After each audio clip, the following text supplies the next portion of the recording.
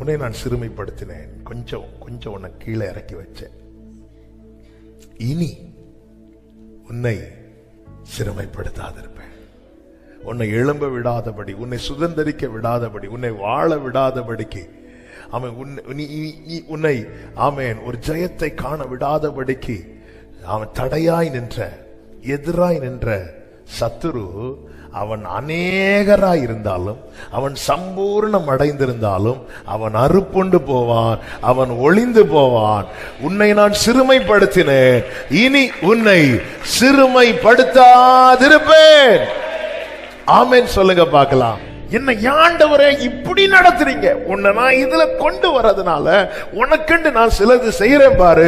அதனால இந்த பாதையில பயணிக்கிற அநேகர் வாழ்வடைய போறாங்க, அநேகருக்கு அது நன்மையாய் மாற போகிறது. நம்புறவங்க மாத்திரம் கரங்களை தட்டு.